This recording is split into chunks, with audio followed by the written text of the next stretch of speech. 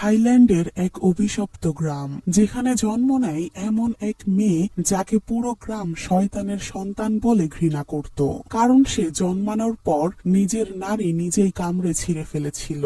কিন্তু তার ভেতরে লুকিয়ে ছিল এমন এক ক্ষমতা যা কালো জাদুর চাইতেও শক্তিশালী। শুধু তাই নয়, নিজের জন্মদাত্রী মাও তাকে সহ্য করতে পারত না।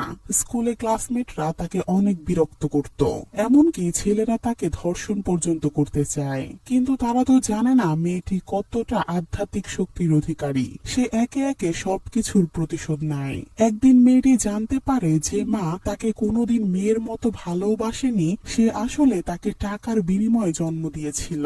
আর কি এমন রহস্য ছিল সেই ভয়ঙ্কর কাল্ট গোষ্ঠীর পেছনে, যারা মেয়েদের ওপর যৌন নির্যাতন করত নিজেদের এক জঘন্য উদ্দেশ্যে? তো আজ আমি এমনই এক রহস্যময় আর প্রতিশোধের সত্য ঘটনা বলবো, যেটি কোনো সাধারণ ভূতের গল্প নয়, বরং এই পুরো গল্প দেখে আপনার গায়ের লোম শিউরে উঠবে।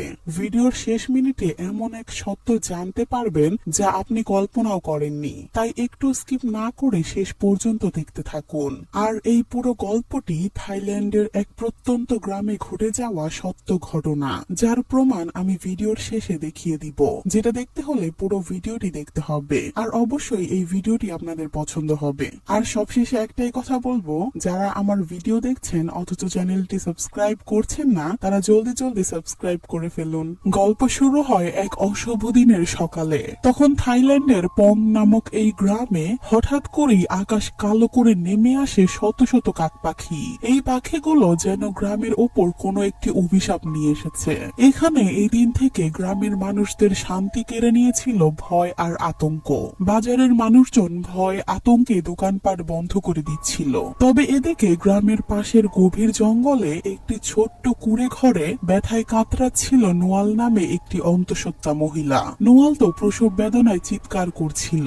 গ্রামের বয়োজ্যেষ্ঠ ধাত্রীমা নোয়ালের বাচ্চার ডেলিভারি করাচ্ছে, কিন্তু যখন শিশুটি ভূমিষ্ঠ হয় এই ধাত্রীর ভয়ে আত্মা কেঁপে ওঠে, কারণ বাচ্চাটির নারী জন্মের পর আবার মায়ের পেটের ভেতরে ঢুকে যাচ্ছিল। আর সবচেয়ে ভয়ের বিষয় হলো এই নবজাতক নিজের নারীকেই কামড়ে কামড়ে খেতে শুরু করে। এই দৃশ্য দেখে ধাত্রীটির মুখ ফ্যাকাশে হয়ে যায়। সে তো ভয়ে চিৎকার করে উঠছিল আর জোরে জোরে বলতে থাকে, এটা তো কোনো সাধারণ মানুষ না, এটা শয়তানের সন্তান। এই বলতে বলতে সে তো সেই কুঁড়ে ঘর থেকে ছুটে পালিয়ে যায়। তাহলে কি গ্রামের আকাশ ঢেকে দেওয়া ওসব কালো পাখি আসার মানেই কি এই অভিশপ্ত শিশুর ভূমিষ্ঠ হওয়া? মুভির এই প্রান্ত থেকে এই গল্প এগিয়ে যায় 9 বছর পর। দেখা যায় সেই ছোট্ট শিশুটি এখন বড় হয়ে গেছে। গ্রামের মানুষরা তাকে দূর থেকে দেখলে ভয়ে কাঁপতে থাকে, কারণ সবার ধারণা সে হলো শয়তানের সন্তান। কিন্তু সবচেয়ে কষ্টের কথা হলো তার মা নোয়ালও কোনোদিন তাকে ভালোবাসতে পারেনি। মেয়েটিও সবার কাছে বিরক্তিকর এবং হেয় অপদস্থ হয়। এমনকি এই মেয়েটার কোনো নামও রাখা হয়নি এ পর্যন্ত, কোনো নাম ছিল না তার। একদিন তো গ্রামের মন্দিরের পুরোহিত রাস্তার ময়লার পাশে মেয়েটিকে দেখতে পেয়েছিল বসে আছে। মেয়েটির কষ্ট একাকিত্ব দেখে সে পুরোহিত তাকে কিছুটা খাবার দেয়, কিন্তু মেয়েটির তো কোনো নাম ছিল না। তাই পুরোহিত সেদিন তার নাম রাখলো পানর। পানর কত সহজ অথচ সুন্দর একটি নাম। পুরোহিত জানতো পানরকে সবাই অশুভ শক্তির অধিকারী বলে, এক কালো অধ্যায় মনে করে। এজন্য পুরোহিত পানরের হাতে একটি সাদা পবিত্র সুতো বেঁধে দিতে চায় তাদের ধর্মীয় রীতিনীতি অনুসারে। তখন একটি অদ্ভুত ঘটনা ঘটে। হঠাৎ পুরোহিতের গলায় কি যেন হয়, তার মুখ থেকে রক্ত ঝরতে আরম্ভ হয়। সে কাশতে কাশতে মাটিতে লুটিয়ে পড়ে, আর মুহূর্তের মধ্যে পুরোহিতটা সেখানেই মারা যায়। তখন আশেপাশে থাকা গ্রামের মানুষরা চিৎকার করতে শুরু করে। তারা একজোরে বলতে লাগে, এই পানরের নজর লেগেছে পুরোহিতের উপর, ওই মেয়েটাই অভিশপ্ত, ওর জন্যই আমাদের পুরোহিত মারা গেলেন। এইখান থেকে গল্প আবার এগিয়ে যায় আরো কয়েক বছর পর। পানর তখন প্রায় 15 বছর বয়স। পানর তখন স্কুলে পড়ে, কিন্তু তার আশেপাশে সব ছেলে মেয়েরা ওকে সর্বদা এড়িয়ে চলতো।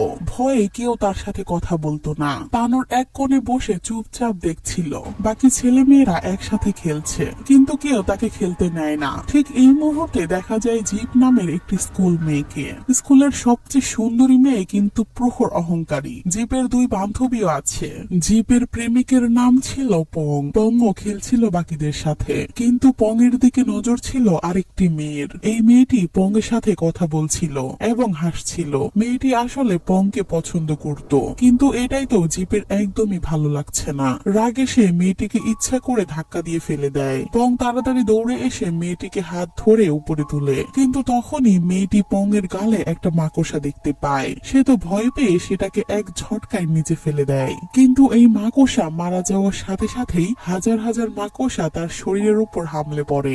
বিষয়টা বেশ অদ্ভুত। মেয়েটি ভয়ে চিৎকার করে ওঠে, তার গায়ের চামড়া ছিঁড়ে রক্তাক্ত হয়ে যায় নখের আঁচড়ে। সবাই অবাক হয়ে দেখছে এই অদ্ভুত দৃশ্য।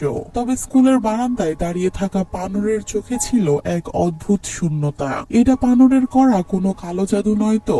এমনটাই মনে হচ্ছিল।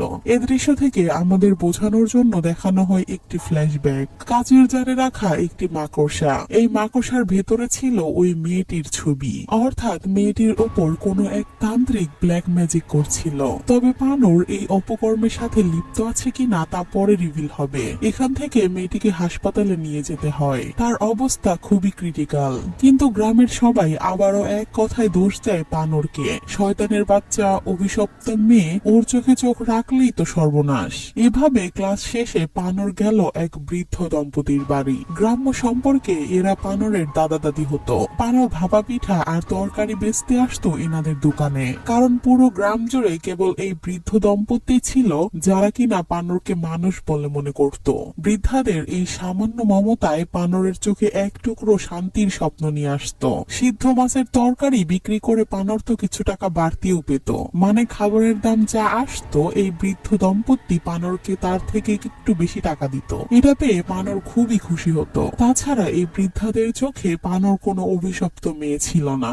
সে শুধু ছিল এক অবহেলিত কুৎসিত একটা ছোট্ট অসহায় মেয়ে। এইখান থেকে গল্প চলে যায় এক নতুন চরিত্রে। তিরিশার নাম করে একজন মানুষের, যার ছিল গ্রামের একমাত্র ছবি তোলার স্টুডিও। এই দোকানে কাজ করত থাম। থাম ছিল খুবই সভ্য একটি মেয়ে। সে এই গ্রামে নতুন এসেছিল।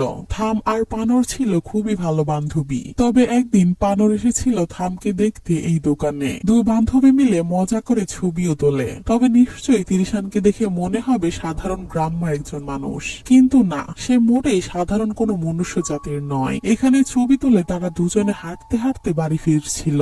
রাস্তায় হঠাৎ তারা দেখতে পেল পিয়াক নামে এক ছেলেকে। পিয়াক এক বখাটের সাথে তাদের বাড়ির সামনে হাতাহাতি করছিল। হয়তো তাদের মধ্যে বড় কোনো ঝামেলা হয়েছিল। তবে এখানে একটি ছেলে পিয়াকের পেটে রাগে একটি ছুরি বসিয়ে দেয়। এটা দেখে বানর তো ভয়ে চিৎকার করে ওঠে। সে বলতে লাগলো, পুলিশ, পুলিশ, কেউ আছেন, বাঁচান। বখাটে ছেলেগুলো পুলিশের নাম শুনে ভয় পেয়ে সেখান থেকে পালিয়ে যায়। ভাগ্য ভালো ছুরির আঘাত বেশি গভীরে যায়নি। বানর তাড়াতাড়ি পিয়াকের পাশে গিয়ে পিয়াককে সান্ত্বনা করার চেষ্টা করছিল, কিন্তু পিয়াক বানরকে দেখে চিৎকার করে বলল, দূর হ, আমার কাছে আসিস না। এই রাগের পেছনে ছিল এক পুরনো ইতিহাস।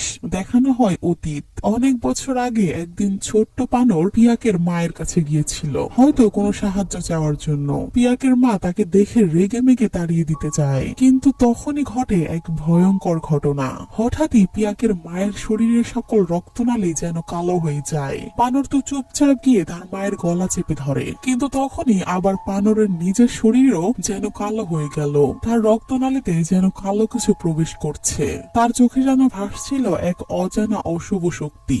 সেদিন ওখানে পিয়াকের মা মারা গিয়েছিল। বানর তখনও পিয়াকের মায়ের গলায় হাত দিয়ে রেখেছিল। এজন্য পিয়াক এবং তার বাবা বানরকে দোষারোপ করে। বানর হয়তো তার মাকে মেরে ফেলেছে। এজন্য পিয়াক এখনো বানরকে ঘৃণা করে। পিয়াক মনে করে বানরই তার মাকে হত্যা করেছিল। বানর তার বন্ধু থামকে এসব গল্প বলছিল, কিন্তু থামের বিশ্বাস তার বন্ধু বানর কোনো অভিশপ্ত মেয়ে নয়। এই রাতে আমরা দেখি বানরের মা নোয়ালকে। সে বসে আছে এক ছোট্ট পালার সামনে। তান্ত্রিকদের কোনো কবিরাজ কিছু করছে এখানে। মনে হচ্ছে অদ্ভুত কিছুর পূজা অর্চনা হচ্ছে এখানে। তবে নোয়ালের মায়ের সামনে ছিল একটি মৃত শিশুর লাশ, যেটা শুকিয়ে যাওয়া মৃতদেহ। কিন্তু এই শুকিয়ে যাওয়া শিশুটি কে সেটা জানা যাবে এই গল্পের শেষের দিকে। নোয়াল সে লাশের পূজা অর্চনা করছিল, কিন্তু একটু পর নোয়াল যেন নিজেকে সেই শিশুর সামনে বিলিয়ে দিতে যাচ্ছে, অর্থাৎ সে নিজেকে শেষ করে দিতে যাচ্ছে। বানর এই সব দেখে চিৎকার করে তার মাকে বলে, এভাবে নিজেকে শেষ করো না, আমাকে এভাবে একা শূন্য করে রেখে চলে যেও না। কিন্তু নোয়াল তো তার এই কথা শুনে বিরক্ত হয় আর তাকে বলে, তুই দূরে যা, আমি তোকে ঘৃণা করি। তবে এটা খুব অদ্ভুত, একজন মা নিজের মেয়েকে কেন এতটা ঘৃণা করে। বানর এখানে কাঁদছিল। বানর তাকে দেখছিল সামনে থাকা লুকিয়ে যাওয়া সেই শিশুটির লাশ, কিন্তু সে জানতো না ওটা আসলে কি জিনিস। এভাবে রাত গভীর হয়, পানর শুয়ে পড়েছিল। তখনই পানর দেখলো এক ভয়ঙ্কর স্বপ্ন। পানর স্বপ্নে দেখছিল এক অদ্ভুত লোককে। লোকটার বুক জুড়ে ছিল রহস্যময় ট্যাটু। গভীর জঙ্গলের ভেতরে সেই লোকটা অনেক মানুষ নিয়ে কোনো একটি অশুভ রিচুয়াল করছিল একটা মন্দির জাতীয় জায়গায়। তবে সে আচারে সে এক মহিলার পেটে ধারালো ছুরি দিয়ে যেন কেটে কেটে চিহ্ন আঁকছিল। ভয় আর বিস্ময়ে পানর দেখলো সেই মহিলা আর কেউ নয়, তারই মা নোয়াল। হঠাৎ স্বপ্নের মধ্যে পানরের পেটে যেন ব্যথা শুরু হয়। মনে হলো সে যেন মা হতে চলেছে। পেটের মধ্যে থেকে বাচ্চার নড়াচড়া তীব্রতার অনুভব হয়। ভয় তো ঘেমে গিয়ে পানরের ঘুম থেকে উঠে পড়ে। খুবই ভয়ানক ছিল এটা। পরের দিন পানর ছুটে যায় থামের কাছে, সবকিছু তাকে খুলে বলে যে আমি রাতে এরকম ভয়ঙ্কর একটি স্বপ্ন দেখেছি। সেখানে থাকা লোকটা তার বুকে ছিল অদ্ভুত রকমের ট্যাটু। পানর কাগজে এঁকে দেখালো সেই ট্যাটুটি। থাম বলল, চলো আমরা জঙ্গলে যাই, ওখানে হয়তো সব উত্তর আছে। মানে পানরের স্বপ্নে দেখার রিচুয়াল করার মন্দির এখানেই আছে, অর্থাৎ সেই জঙ্গলের মধ্যে। এজন্য থাম সে মন্দিরে গিয়ে দেখবে পানরের স্বপ্নের কোনো কারণ আছে কিনা ওখানে। কিন্তু তারা বেরোনোর আগেই পানরের প্রথম পিরিয়ড শুরু হয়। থাম তাকে স্যানিটারি প্যাড দেয়। পানরকে সাহায্য করছিল থাম, কিন্তু পানরের জন্য এই ভয়ানক কালসাপী হয়ে দাঁড়াবে এই পিরিয়ড। প্রচন্ড পেট ব্যথা হয় পানরের। এজন্য থাম ওষুধ কিনতে বাজারের দিকে দৌড় দেয়। ওষুধ কিনে ফেরার সময় একটি লোকের সাথে তার ধাক্কা লাগে। থাম তাকিয়ে দেখে লোকটার বুকে সেই একই ট্যাটু, যেটা একটু আগে পানর তাকে এঁকে দেখিয়েছিল। এখানে লোকটার মুখ দেখানো হয় না, তবে বোঝা যাচ্ছে থাম এই লোকটাকে চিনতে পেরেছে। তবে লোকটাকে যদি আমি এখন আপনাদের দেখাই, আপনারা অবশ্যই চিনতে পারবেন, তাই এটা পরে রিভিল হবে। এই লোকটার বুকে পানরের বলা ট্যাটু দেখে থাম তো ভয় পেয়ে যায়। থাম তো ভয়ে দৌড়ে পালাতে চায়, কিন্তু তখনই সেই লোকটা তার পেছন থেকে তন্ত্র মন্ত্র জপতে শুরু করে। মনে হচ্ছে ব্ল্যাক ম্যাজিক জাতীয় কিছু। এভাবে দেখতে না দেখতেই থামের চারপাশে যেন অন্ধকার জমে ওঠে। তার শরীরে শুরু হয় তীব্র ব্যথা। তার কানে ভেসে আসছিল ভয়ঙ্কর অশুভ ফিসফিসানি। থামের অবস্থা ক্রমশই খারাপ হতে থাকে। তার শরীরে প্রচন্ড যন্ত্রণা হতে শুরু হয়। কষ্টে প্রখর চিৎকার করতে লাগছিল থাম। এই চিৎকার শুনে পানর এসে পড়ে সেখানে। পানর তখন এসে থামের গলা চেপে ধরে, ঠিক পিয়াকের মাকে যেভাবে সে ধরেছিল। দেখা যায় তাদের দুজনের হাত এবং মুখের শিরা যেন কালো রঙের হয়ে যায়। তবে হঠাৎ থামের শরীর থেকে যেন অসংখ্য ছোট ছোট গিরগিটি বের হতে শুরু হয়। আর এমনকি থামের চোখ থেকেও যেন গিরগিটি ছিটকে পড়লো বের হয়ে। খুবই ভয়ঙ্কর দৃশ্য এটা, একদমই ভীতিকর পরিস্থিতি। পানর বুঝে উঠতে পারলো না কেন এমনটা হলো। পানর তো চিৎকার করে কান্না করতে থাকে। এজন্য পুলিশ এসে পানরকে থামের মরাদেহের কাছে পায়। তাকে তো সন্দেহ করে ফেলে। পানরকে সন্দেহজনক হত্যার অভিযোগে গ্রেফতার করা হয়। এই রাতে থামের পোস্টমর্টেম হলে ডাক্তার পুলিশকে জানায় থাম রহস্যজনক ভাবে মারা গেছে। এ ধরনের মৃত্যু তারা এর আগে কখনো দেখেনি। তার শিরা উপশিরা ফেটে প্রচন্ড রক্তক্ষরণ হয়েছিল। তার মানে থামকে হত্যা করা হয়নি, অর্থাৎ পানর নির্দোষ। তাকে গলা চেপে হত্যা করা হয়নি, যেমনটা পুলিশরা সেখানে গিয়ে দেখেছে। অফিসার কিম পানরকে জেল থেকে মুক্তি করে দেয়। এভাবে পানর সোজা বাড়িতে ফিরে আসে, কিন্তু বাড়িতে ছিল তার মা নোয়াল। নোয়াল তাকে বলে, তুমি কেন সবার সাথে মেলামেশা করো? শুনেছি তোমাকে পুলিশ ধরে নিয়ে গিয়েছিল। তোমার জন্য সবার মৃত্যু হচ্ছে। আজ থেকে আর বাইরে যাওয়া যাবে না তোমার। মারধর করে পানরকে ঘরের মধ্যে বন্দি করে রাখে তার মা, কারণ গ্রামবাসীরা নোয়ালকে প্রতিনিয়তই হুমকি দিত তার মেয়ের কারণেই যে কারো মৃত্যু হতে পারে। দুর্দশাগ্রস্ত পানর তার বন্ধু থামের মৃত্যুর দৃশ্য চিন্তা করে খুবই কান্না করে। খুবই মন খারাপ ছিল আজ পানরের, কিন্তু এই মন খারাপ দেখবার মানুষ কেউ ছিল না। তবে এখানে হঠাৎই যেন তার ঘাড়ের মধ্যে ফিসফিসানি শোনা যায়। ভালো করে বোঝা যাচ্ছে না কিসের ডাক। অদ্ভুত হলেও পানরের শরীরে প্রচন্ড ব্যথা শুরু হয়। তার গায়ের চামড়া যেন পুরোপুরি উঠে গেল। মুখের চামড়া ঝলসে যেতে থাকে। দেখে মনে হচ্ছে পানরের উপর কেউ হয়তো ব্ল্যাক ম্যাজিক করছে। সিন কাট হয়। দেখা যায় পরের দিন স্কুলে যাচ্ছে পানর। পানর যেন পুরোপুরি বদলে গিয়েছিল। সে আর গত রাতের পানরের মতো নয়। তার গায়ের চামড়া একদমই উজ্জ্বল হয়ে গেছে এবং সে অনেক সুন্দরী হয়ে উঠেছে। বেশ অদ্ভুত একটি ঘটনা। গ্রামের সবাই তার সুন্দর রূপ দেখে বিস্মিত হয়ে যায়। হতবাক হয়েছিল স্কুলের সবাই। স্কুলে এসে পানর তার বান্ধবী থামের ডেস্কে ফুল রেখে দেয়। তার স্মৃতি মনে করছিল। যেহেতু সে মারা গেছে, জীব এবং তার বন্ধুরা এবং পং ও সবাই পানরের সৌন্দর্য দেখে বিস্মিত হয়। এত সুন্দর রূপ তারা আগে কখনো দেখেনি বা পানরের থেকে এটা আশাও করেনি। কিন্তু ঘটনা এখানেই শেষ নয়। পানর আজ স্কুলে আসার উদ্দেশ্য ছিল ভিন্ন। যে লোক বা যারা তার বন্ধুকে ব্ল্যাক ম্যাজিক করেছে তাকে যে কোনো ভাবে খুঁজে বের করতে চায় পানর। তবে আজ পানরের সুন্দর রূপ দেখে পং যেন তার কাছে এসে সুযোগ নিতে চায়, কিন্তু পানরের কোনো আগ্রহই ছিল না এই বিষয়ে। তবে পানর এখানে একটা সুযোগ নিল। সে সেই সুযোগে পংকে নিয়ে সেই রাতের রিচুয়ালের স্থানে যায়, মানে মন্দিরে, যে জায়গায় সে তার স্বপ্ন দেখেছিল। এখানে পং কিন্তু এমন ভাবে কথা বলছিল যে সে খুবই লজ্জিত পানরের কাছে, কেননা তারা চিরকালই পানরকে অপমান অপদস্থ করত।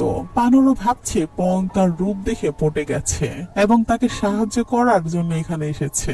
যাই হোক, মন্দিরে গিয়ে তারা দেখতে পেল এখানে যেন নতুন করে রিচুয়ালের জিনিসপত্র রাখা আছে, মানে কেউ এখন ওই জায়গায় অশুভ জাদুটোনার কাজ করছে। তবে যখনই জীব আর তার বন্ধুরা এসে পড়ে, পানর বুঝতে পারে সে পং এর কথা শুনে বড় ফাঁদে পড়ে গেছে। আসলে পং, জীব ও তার বন্ধুরা মিলে একটি প্ল্যান করেছিল। এখানে তারা ইচ্ছাকৃতভাবে পানরকে একটি জনবিচ্ছিন্ন স্থানে নিয়ে এসেছে যাতে তার সঙ্গে খারাপ কিছু করতে পারে। এখানে পানর কিন্তু পালানোর চেষ্টা করে, কিন্তু সবাই তাকে শক্ত করে ধরে ফেললে দুটি ছেলে এখানে পানরকে ধর্ষণ করার চেষ্টা করে। পানরের জন্য খুবই অসহায় মুহূর্ত ছিল এটা। তবে তখন শেষ মুহূর্তে পিয়াক এসে তাদেরকে মারপিট করে পালাতে বাধ্য করে। পং সহ বাকিদের ভালোই মারধর করা হয়। এভাবে পানরকে উদ্ধার করে নিয়ে যায় পিয়াক। তারা যাচ্ছিল নৌকায় করে। পিয়াক পানরকে জানায় আজ সকালে পং ও জিপের কথা সে শুনে ফেলেছিল। তারা আজ রাতে মন্দিরে যাবে পানরকে নিয়ে। তাদের পরিকল্পনা ছিল তোমাকে বেইজ্জতি করা, অর্থাৎ তোমাকে সেই ছেলেগুলোকে দিয়ে বেইজ্জতি করানো। পিয়াক এজন্য তাদের পিছু নিয়ে এখানে এসেছে তাকে বাঁচাতে। এভাবে পানর রাতেই প্ল্যান করে নেয় যে সে জিপ এবং পং এমনকি তাদের দলের কাউকেই ছাড়বে না, সবার উপর সে ভয়ঙ্কর প্রতিশোধ নেবে। পরের দিন সকালে পানর স্কুলে যায়। সে তো রেগে বেগে পং এর হাতে ছুরি দিয়ে আঘাত করে। বোঝা যাচ্ছে সে খুবই প্রতিশোধ পরায়ণ হয়ে উঠেছিল। সে পাগলের মতো জীবকে মারার চেষ্টা করে। পানর যেন তার রাগ নিয়ন্ত্রণ করতে পারছে না। শেষমেশ সে জিপের গালে হালকা করে একটি ছুরির আঘাত লাগিয়ে দেয়। কিন্তু পানর নিজেও বুঝতে পারে না সে কেন এত খেপা মেজাজে ছিল। এদিনই পানর একটি পুরোহিতের কাছে যায়। সে এই এলাকারই পুরোহিত, তাই পানরের সম্পর্কে সে সবকিছুই জানে। দেখা যায় পুরোহিত তার পা পানিতে ডুবিয়ে রাখে। পুরোহিত যেন মন্ত্র জপ ছিল, আর পানর সে পানিতে নিজের হাত দেয়। তাতে বোঝা যাবে পানর কি অশুভ শক্তির অধিকারী নাকি সে সৎ এবং ভালো শক্তির অধিকারী। তবে পানর পানিতে হাত ডুবানোর পর তার শিরদাঁড়াগুলো যেন কালো হয়ে যায়। মনে হচ্ছে পানরের শরীর কোনো অশুভ শক্তি শোষণ করে নিচ্ছে এই পুরোহিতের শরীর থেকে। দেখা যায় পুরোহিতের পায়ের নখ থেকে একটি লম্বা কালো চুল বের করে ফেলে। বেশ অদ্ভুত এবং ভয়ঙ্কর একটি দৃশ্য, মানে পুরোহিতের উপর কালো জাদু করা হয়েছিল হয়তো, আর সেটাই পানর বের করে নিল। আর এসব লুকিয়ে দেখছিল পিয়াক। পরের দৃশ্যে জীব ও তার দুই বন্ধু মিলে মিলানের কাছে যায়। মিলান একজন জাদুকরী মহিলা যে ব্ল্যাক ম্যাজিকে খুবই পারদর্শী, যে পানরের উপর কালো জাদু করতে চায়। আচ্ছা, মনে আছে কি সেদিন স্কুলে যে মেয়েটির শরীরে অনেকগুলো মাকড়সা দেখা গিয়েছিল? সেটাও কিন্তু এই কবিরাজিরই করা এক কালো জাদু, যেটা জীব ইচ্ছাকৃত ভাবে সেই মেয়েটির উপর ব্ল্যাক ম্যাজিক করে তাকে হত্যা করেছিল। আর সেই ব্ল্যাক ম্যাজিক করেছিল এই মিলান মেয়েটি, কারণ জীবের বয়ফ্রেন্ডের সাথে মেয়েটি ভাব জমাতে চাইছিল। এইবার এই ব্যাপারটা আপনারা বুঝতে পারলেন যে ওই মেয়েটির মৃত্যুর সঙ্গে পানর কোনোভাবে জড়িত ছিল না। এখানে মিলান পানরের উপর একটি ডেমনিক জাদু চালায় একটি পুতুলের মাধ্যমে। এই বড় স্ট্যাচুর উপর ব্ল্যাক ম্যাজিক চালান করা হয়, মানে হলো এইরকম একটি পুতুল গিয়ে পানরকে মেরে ফেলবে। তবে দেখা যায় ঠিক একই সময়ে পানরের শরীরে প্যারানরমাল ঘটনা ঘটতে শুরু করে। তবে হঠাৎই সেরকম একটি পুতুল পানরের উপর আক্রমণ করে দেয়। পুতুলটিকে দেখে জীবন্ত মনে হয়। পানর তো ভয় পেয়ে সেই ভয়ঙ্কর পুতুল থেকে পালাতে চেষ্টা করে, কিন্তু শেষমেশ ধরাও পড়ে যায়। এই কাঠের তৈরি পুতুলটা পানরের উপর আক্রমণ করতে শুরু করে প্রখর ভাবে। অদ্ভুত হলেও এটাই কিন্তু বাস্তবে ঘটেছিল। তবে তখনই তিরিশান এসে পুতুলটির গলা যেন কেটে দেয়, তা ভেঙে ফেলেছিল পুরোপুরি ভাবে। তবে অন্যদিকে মিলান যে আসল পুতুলের উপর কালো জাদু করেছিল ওটিও ভেঙে পড়ে যায়। যদিও কালো জাদু পানরকে তেমন ক্ষতি করতে পারেনি, কিন্তু পানর এখনো প্রচুর ব্যথা অনুভব করছিল। কিন্তু দেখা যায় তিরিশান পানরের বুকের উপর আঘাত করলে মিলানও ওই পাশে ব্যথা অনুভব করে, কারণ মিলানই তো এই ব্ল্যাক ম্যাজিক পরিচালনা করছিল। তবে শেষমেশ মিলানের বুক যেন ভেঙে যায়। দেখা যায় তিরিশান পানরের বুকে যত জোরে লাথি মারে তার চেয়ে বেশি জোরে আঘাত লাগছিল মিলানের বুকে। এইভাবে মিলান খুবই ভয়ঙ্কর ভাবে মারা যায়। এইখানে ব্ল্যাক ম্যাজিক করতে আসা জিপ আর তার দুই বন্ধু ভয় পেয়ে সেখান থেকে পালিয়ে যায়। এইভাবে তিরিশান পানরকে বাঁচায়।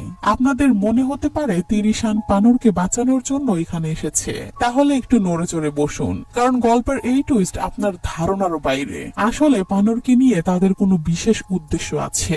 বাইরে চেঁচামেচি শুনে নোয়াল এসে পড়ে। তবে অদ্ভুত বিষয় হলো তিরিশান সাথে সাথে নোয়ালকে মারতে শুরু করে, কারণ নোয়াল পানরের ঠিক মতো যত্ন করতে পারেনি। আজই পানরের সামনে একটি সত্য উন্মোচিত হয়। আসলে নোয়াল পানরকে শুধু জন্মই দিয়েছিল টাকার কারণে। সে এই কাজের জন্য টাকা পেয়েছে, অর্থাৎ কোন একটি শয়তানি কাল্ট গোষ্ঠী তাকে টাকা দিয়েছে, যেটা মুভির শুরুতে বলেছিলাম। তার মানে পানর তার মায়ের সন্তান ঠিকই, কিন্তু পানরকে উদ্দেশ্যমূলক ভাবে জন্ম দেওয়া হয়েছে। তিরিশান নোয়ালকে সে টাকাও দিয়ে দেয়, যে টাকার চুক্তি ছিল। তার মানে বোঝাই যায় তিরিশান সেই শয়তানি কাল্ট গোষ্ঠীর একজন সদস্য, কেননা তিরিশানের বুকে সেই সেম ট্যাটু ছিল।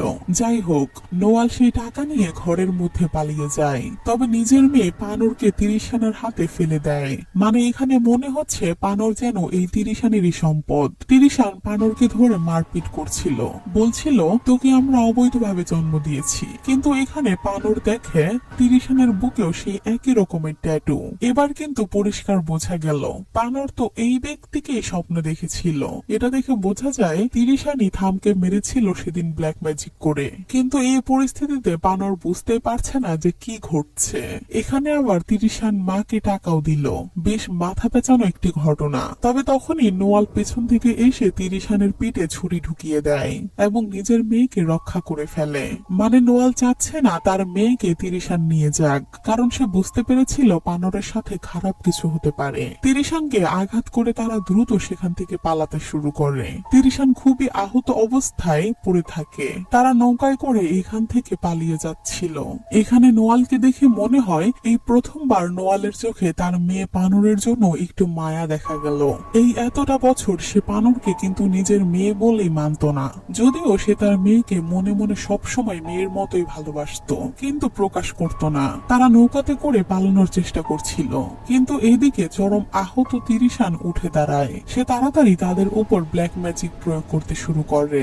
তার করা শক্তিশালী জাদুর প্রভাবে অনেক কালো পাখি নৌকায় থাকা নোয়ালের উপর আক্রমণ করে। পানর পাখিগুলোকে দূরে সরানোর চেষ্টা করে, যদিও তাতে লাভ হয় না।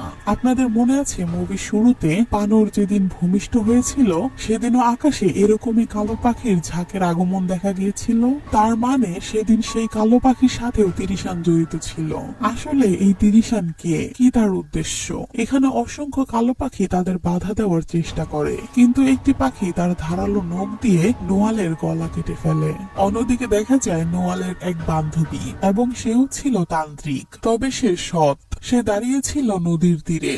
এই মহিলাটির নাম ছিল মাসারি। এই মাসারিও ছিল বেশ শক্তিশালী এবং জাদুবিদ্যায় পারদর্শী। সে তার ভালো শক্তির সাহায্যে পাখিগুলোকে তাড়িয়ে দেয়। এতক্ষণে বানর এসে পৌঁছায় ঘাটে। মাসারি তবুও নোয়ালকে বাঁচাতে পারে না। রক্তক্ষরণে নোয়াল সেখানেই মারা যায়। কিন্তু নোয়াল মৃত্যুর আগে খুবই দুঃখ প্রকাশ করে, কারণ তার মেয়েকে সে ভালোভাবে লালন পালন করতে পারেনি, এমনকি তার নামও রাখেনি। এটাও তাকে নিষেধ করেছিল সেই কাল্ট গোষ্ঠীরাই, যারা আজ পানরকে তুলে নিয়ে যেতে চায়। তার পরের দিন সকালে নোয়ালের কবর দেওয়া হয়। পানর অঝরে কান্না করছিল তার মায়ের জন্য।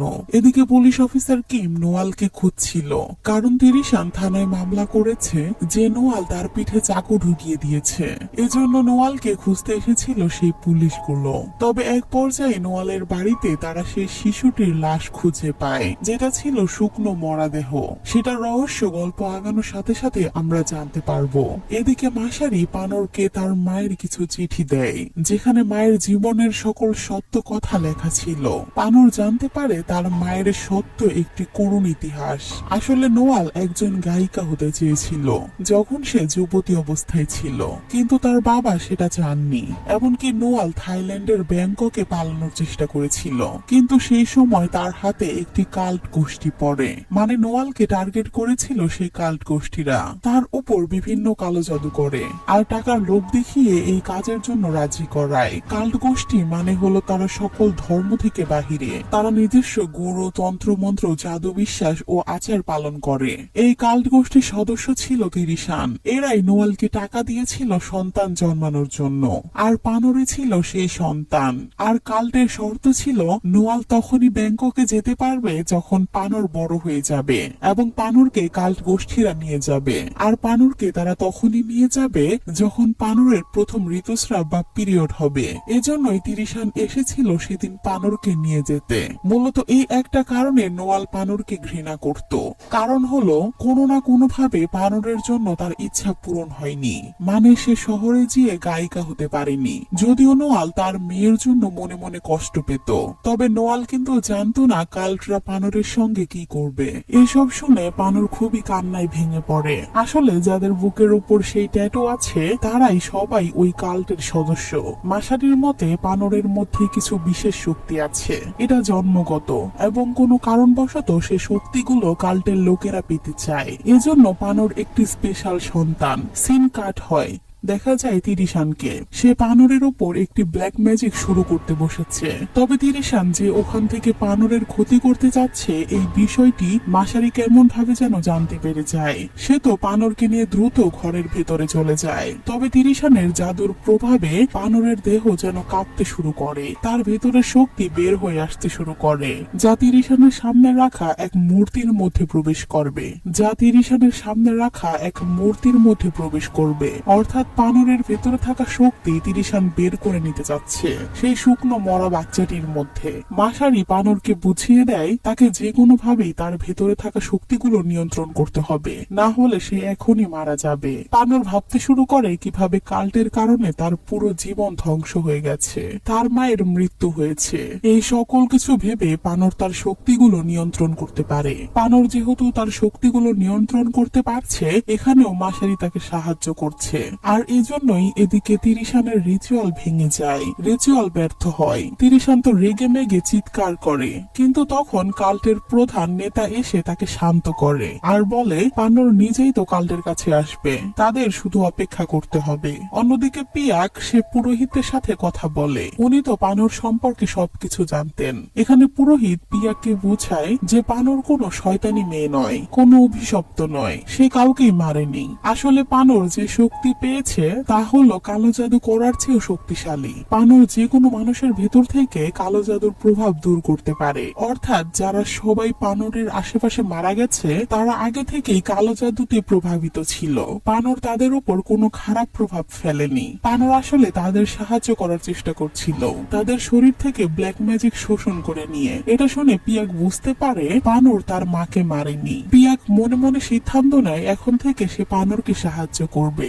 এদিকে এখন তো পানর নিজেই শক্তির পূর্ণ নিয়ন্ত্রণ পেয়ে গেছে, তাই সে সবার উপর প্রতিশোধ নিতে প্রস্তুত, বিশেষ করে যারা তাকে অপমান করত আর কাল্টের সদস্যদের উপর, যার জন্য তার জীবনের এখন এই দশা। এই রাতে পানর তৈরি করেছিল 4টি কাঠের পুতুলের মতো, তার মানে 4 জনের উপর জাদু করা হবে। পানর শুরু করলো ব্ল্যাক ম্যাজিক। এদিকে পং ও জীবকে দেখানো হয়। এখানে জীব আজ খুবই খুশি, কারণ পানর বাড়ি থেকে পালিয়ে গেছে। জীব তার কাছে কালো কুকুরের রক্ত রেখে দিয়েছে, কারণ তারা বিশ্বাস করে কালো কুকুরের রক্ত নাকি কোনো ব্ল্যাক ম্যাজিক স্পর্শ করতে পারে না, মানে জীবকে কোনো ব্ল্যাক ম্যাজিক ক্ষতি করতে পারবে না। পং ও জীব যখন ঘর থেকে বেরিয়ে যায় তখনই পানর আসে এখানে। দেখা যায় পানর জীবের বালিশে ঝরে পড়ে থাকা তার চুল নিয়ে একটি কাদার পুতুল বানায়। পরে যখন পংকে বিদায় জানিয়ে জীব ঘরের মধ্যে আসে, সে পানরকে দেখে তো ভয় পেয়ে যায় আর ভাবে পানর এখানে কি করছে। পানর তো তার কালো জাদু চালিয়ে জীবকে মারতে শুরু করে। জীবের শ্বাস বন্ধ হয়ে আসতে থাকে। জীব তো ভয়ে জীবন বাঁচানোর চেষ্টায় পালিয়ে যাচ্ছে। ঠিক তখনই বানরের পাঠানো ব্ল্যাক ম্যাজিক বা মিলানের রূপ নিয়ে একটি আত্মা আসে, বা একটি জিন যেটা কালো জাদুর মাধ্যমে এসেছে। সে জীবের মাথা ধরে তার চুল সহ ছিঁড়ে ফেলে। তবে এই মুহূর্তে জীব প্রাণে মারা যায় না, সে এখনো জীবিত আছে। অন্যদিকে পং আসে তিরিশানের কাছে একটি মেয়ের ছবি নিয়ে। পং চায় মেয়েটিকে কালো জাদু করে নিজের প্রেমে পাগল করে ফেলতে। তার মানে শুরুতে দেখানো সেই মেয়েটি যে মাকড়সা ভেবে নিজেকে রক্তাক্ত করে মেরে ফেললো, তাকে তিশাকেও পং এভাবেই কালো জাদু করে নিজের প্রেমে পাগল করেছিল। তিরিশানের বাড়ির বাইরে পানর এসে তার পায়ের জুতা থেকে একটু কাদা মাটি তুলে নেয় তার উপর ব্ল্যাক ম্যাজিক করার জন্য। এখানে তিরিশান কিভাবে যেন বুঝতে পারে পানরের কালো জাদুর কথা, মানে এখন সে অধিক শক্তির ক্ষমতার অধিকারী হয়ে গেছে। তবে তিরিশান নিজের শক্তি ব্যবহার করে এবং পানর যে পুতুলগুলো তিরিশানের বাড়িতে আগেই লুকিয়ে রেখেছিল তা খুঁজে বের করার চেষ্টা করে। আসলে পানর তিরিশানের উপরেও কালো জাদু করেছে আর বাড়িতেই লুকিয়ে রেখেছে ওই পুতুল। তিরিশান তো পানরের জাদুর বিপরীত করার চেষ্টা করে, অর্থাৎ পানর যে জাদুটা তিরিশানের উপর পাঠিয়েছে ওই ভয়ঙ্কর ব্ল্যাক ম্যাজিকটাই তিরিশান পানরের উপর আবার প্রয়োগ করবে। কিন্তু ঠিক তখনই পানর এখানে এসে তার উপর আক্রমণ করে দেয়। তিরিশান তার করা মাটির পুতুলগুলোর অঙ্গ প্রত্যঙ্গ ভাঙতে শুরু করে, যেটা সে বানিয়েছিল পানরের উপর কালো জাদু করার জন্য। সেটা সে ভাঙা শুরু করলে পানরের হাত পায়ের মধ্যে অসহ্য ব্যথা হতে থাকে, হাত পা যেন ভেঙেই যাবে। কিন্তু এখানে তিরিশান পানরকে একেবারে মেরে ফেলার চেষ্টা করে না, কারণ এই কাল্টের গোষ্ঠীদের তো পানরকে জীবিতই লাগবে। তবে এই সুযোগে দেখা যায় পানর তিরিশানের উপর কালো কুকুরের রক্ত ছুঁড়ে দেয়, যেটা জীবের কাছ থেকে আনা সেই কুকুরের রক্ত, যার ফলে এখানে তিরিশানের প্রয়োগ করা কালো জাদু কাজ করা বন্ধ করে দেয়। পরে দেখা যায় পানর তিরিশানকে ধরাধরি করে তাকে নির্মম ভাবে মারতে শুরু করে। এসব করার পর পানর যেন একেবারে দানবে পরিণত হয়েছিল, তার ভেতর যেন কোনো এক অজানা শক্তি জাগ্রত হয়েছে। তো এর পরের সিনে দেখা যায় আরো ভয়ঙ্কর একটি দৃশ্য। পং ও জীবকে ধরে চরম ভাবে শাস্তি দিচ্ছিল পানর, তাদের একসাথে বেঁধে রেখেছে। তাছাড়া জীবদের বাকি বন্ধুরাও এই মুহূর্তে পানরের কাছে বন্দী। এখানে পানর তাদের ধরে চেয়ারে বেঁধে রেখেছিল। একটু পর পানর তাদের নখ একটি একটি করে উঠিয়ে দেয়। পানর এদের প্রতি এতটাই ক্ষিপ্ত ছিল যে একসঙ্গে তাদের দুজনের দেহ সেলাই করে দিয়েছিল লোহার তার আর সেফটি পিন দিয়ে। আপনারা দেখে বুঝতেই পারছেন তাদের কতটা জঘন্যভাবে শাস্তি দিয়েছে পানর। এদিকে দেখা যায় স্কুলে প্রিন্সিপাল ও একজন টিচার একটি ক্লাসরুম থেকে দুর্গন্ধ পাচ্ছিল। এটি সেই স্কুল যেটাতে পানর আর এরা সবাই পড়াশোনা করত। তারা দুজন সেখানে গিয়ে দেখতে পায় জীব ও পং এর বন্ধুরা এখানে আটক আছে। এই দৃশ্য দেখে প্রিন্সিপালের রক্ত হিম হয়ে যায়। আমাদের তো আর বোঝার বাকি রইল না যে কে তাদের এই অবস্থা করেছে। এই খবর দ্রুত পুলিশের কাছে পৌঁছে যায়। পুলিশ এসে পানরকে খুঁজতে শুরু করে, কারণ সকলে সন্দেহ করেছিল হয়তো পানরই এগুলো করেছে, কারণ পানরের সাথে তাদের শত্রুতা ছিল যেটা কারোই অজানা নয়। তদন্তে পিয়াক তাদের সাথে যোগ দেয়। তারা এভাবে তিরিশানের বাড়িতে গিয়ে পৌঁছায়, যেখানে তারা তিরিশানের মৃতদেহ পায়, যাকে খুবই ভয়ঙ্কর ভাবে মেরে ফেলেছে পানর। তবে এখানে পুলিশ এই সিদ্ধান্তে পৌঁছায় যে পানর পং ও জীবের বন্ধুদের হত্যা করেছে। সে নিজের কোনো প্রতিশোধ নিতে হয়তো এমনটা করেছে, যারা কিনা পানরকে প্রতিদিন ক্লাসে হেয় অপদস্থ করত। তবে এখানে পুলিশদের মনে প্রশ্ন হলো পানর কেন তিরিশানকে হত্যা করলো, তা তারা কিছুতেই বুঝতে পারছে না। এখানে তিরিশানের বাড়িটা ভালো করে তল্লাশি করে পুলিশ। এখানে একটি ট্যাটুযুক্ত ছবি খুঁজে পায়, যার মাধ্যমে পুলিশ অফিসার কিম বুঝে যায় সব ঘটনা হয়তো ওই ট্যাটুর সাথে সম্পর্কিত। মানে এটা যে কাল্ট গোষ্ঠীর একটি চিহ্ন, এটা পুলিশ কিম বুঝে গিয়েছিল। পুলিশ অফিসার কিম এটাও বুঝে যায় যে এই তিরিশান এই কাল্ট গোষ্ঠীরই একজন সদস্য। এভাবে পরের দিন গ্রামে একটি অনুষ্ঠান হচ্ছে মন্দিরে, যেখানে সবাই প্রার্থনা ও প্রসাদ বিতরণ করছিল। এরাই হচ্ছে কাল্ট গোষ্ঠী। এখানে পুলিশ অফিসার কিম তো সজাগ নজর রেখেছে যেন পানর এখানে না আসে। পানর যেহেতু তিরিশানকে হত্যা করেছে, আর তিরিশান তো এই কাল্ট গোষ্ঠীরই সদস্য ছিল, ট্যাটু ব্যবহার করা কাল্ট গোষ্ঠীর উপর প্রতিশোধ নিতে পানর অবশ্যই এখানে আসতে পারে। তবে অনুষ্ঠান শেষে সবাই যখন খাবার খাচ্ছিল, হঠাৎ সবাই যেন এক এক করে মারা যেতে থাকে। ভয়াবহ রক্তবমি শুরু হয়। হয়তো পানরই কিছু একটা করেছিল, যার কারণে হঠাৎই সবাই মরতে শুরু করে। এখানে একজন কাল্ট গোষ্ঠীর তান্ত্রিক তার সামনে থাকা খাবার দেখে বুঝতে পারে পানর তিরিশানের বুক থেকে ট্যাটুর যুক্ত চামড়া ছিঁড়ে নিয়ে গ্রামবাসীদের খাবারের সঙ্গে মিশিয়ে দিয়েছিল। এভাবেই তো তিরিশানের ভেতরে থাকা কালো জাদুর প্রভাব সব জায়গায় বা খাবারে ছড়িয়ে পড়েছে। এখানে সকলেই কিন্তু ব্ল্যাক ম্যাজিকে আক্রান্ত। কালো জাদু সকলের উপর খুবই ভয়াবহ ভাবে প্রভাব ফেলছে। যারা কিনা এই প্রসাদ খেয়েছে তাদের সবার উপর এই ব্ল্যাক ম্যাজিকের প্রভাব দেখা দিচ্ছে। একটু পর এখানে সবাই যেন একে অপরকে নির্মম ভাবে মারতে শুরু করে। তখনই পানর সে ভিড়ের মাঝে এসে হাজির হয়। পানর সবাইকে কঠিন শাস্তি দিয়ে নিজেকে খুব সন্তুষ্ট মনে করছিল, কিন্তু হঠাৎ স্কুলের প্রিন্সিপাল একেবারে সবাইকে কালো জাদু করে রক্ষা করে ফেলে। পানরকে সে ধরে ফেলতে চাচ্ছে। তবে এখানে একটা বিষয় রিভিল হয়, ছদ্মবেশে প্রিন্সিপালই আসলে সেই শয়তানি কাল্টের একজন সদস্য। সেই ছিল মূলত এই কাল্ট গোষ্ঠীর প্রধান সদস্য।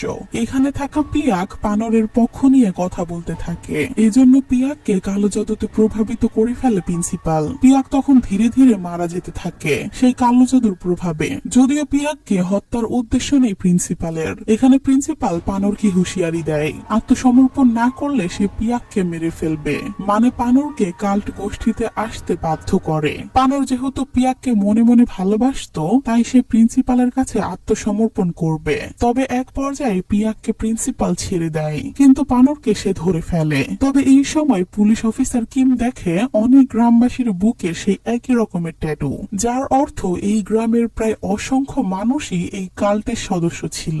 এরপর পানরকে জঙ্গলের সেই রিচুয়ালের স্থানে নিয়ে যাওয়া হয়, যেখানে কাল্টের লোকেরা তাকে বন্দী করে রেখেছে।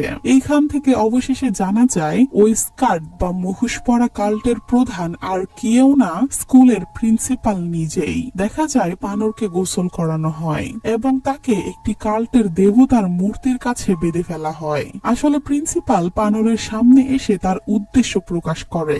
এইখানে গল্পের আসল রহস্য উন্মোচিত হয়। এই কাল্টের যতই শক্তি ছিল সেটা প্রিন্সিপাল নিজের কাছে তার রাখতে পারেনি, মানে তাকে অবশ্যই সেই কালো শক্তি একজন মায়ের গর্ভে রাখতে হয়েছিল, যার ফলে সেই শক্তি আরো বৃদ্ধি পাবে। আর এখানে পরিষ্কার হয় অতীতে প্রিন্সিপালই নোয়ালকে টাকা দিয়ে পছন্দ করেছিল এবং সে কালো শক্তি নোয়ালের গর্ভে প্রবেশ করে দিয়েছিল। কিন্তু শক্তিগুলো থেকে নোয়ালের গর্ভে দুজন সন্তানের জন্ম হয়। একজন ছিল অভিশপ্ত সেই শিশু, যে শুকনো বাচ্চাটির মৃতদেহ আমরা দেখেছিলাম, আর অন্যটি ছিল পানর। এইভাবে পানর যেহেতু তার মায়ের একই গর্ভে ছিল এবং তার যমজ বোন ও একটি অভিশপ্ত শিশু ছিল, কিন্তু সে তো মারা যায়, এজন্য তার সমস্ত শক্তি পানরের শরীরের ভেতরে চলে আসে। এটা আধ্যাত্মিক ভাবেই এই শক্তিটা পানর পেয়েছিল, কিন্তু তার শক্তির ভিতরে ভালো শক্তিও যোগ হয়, এজন্য কাল্ট এই শক্তি চাচ্ছে। আর পানরের অভিশপ্ত যমজ বোন সেখানেই মারা যায়, অর্থাৎ যেদিন তাদের জন্ম হয়েছিল।